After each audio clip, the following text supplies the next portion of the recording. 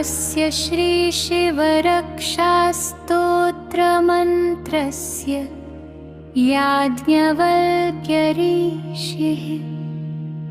श्रीसदाशिवो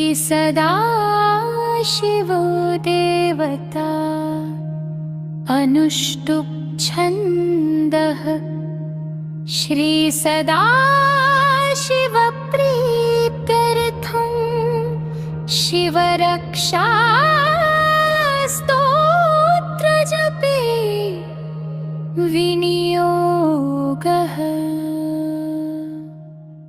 चरितं देवदेवस्य महादेवस्य पावनम् अपारं परमोदारं चतुर्वर्गस्य साधनम् गौरीविनायकोपेतं पञ्चवक्त्रं त्रिनेत्रकम् शिवं ध्यात्वा दशभुजं शिवरक्षां पठेन्नरः। गङ्गाधरः शिरपातु भालम्बरधेन्दुशेखरः नयने मदनध्वंसी कर्णो सर्पविभूषणः। घ्राणन् पातु पुरारातिर्मुखं पातु जगत्पतिः जिह्वां वागीश्वरः पातु कण्ठं श्रीकण्ठ एव च।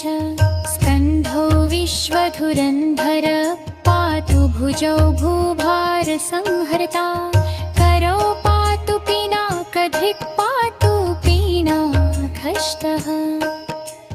हृदयं शङ्करः पातु जठरं गिरिजापतिः नाभिं मृत्युञ्जय पातु कटिव्याघ्राजिनाम्बरः।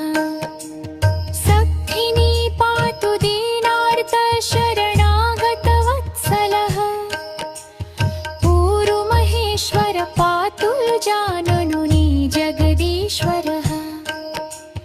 जङ्घे पातु जगत्कर्ता गुल्फो पातु गणाधिपः चरणौ करुणा सिन्धु सर्वाङ्गाणि सदाशिवः। एतां शिवबलोपेतां रक्षां यः सुकृती पठे स भुक्त्वा सकलान् कामान् शिवसायुज्यमाप्नुयात्। ग्रहभूतपिशाचाद्यास्त्रे लोके चरन्ति ये दूरादाशु पलायन्ते शिवनामाभिरक्षणात्। अभयं करमे तद्धि कवच पार्वतीपतेः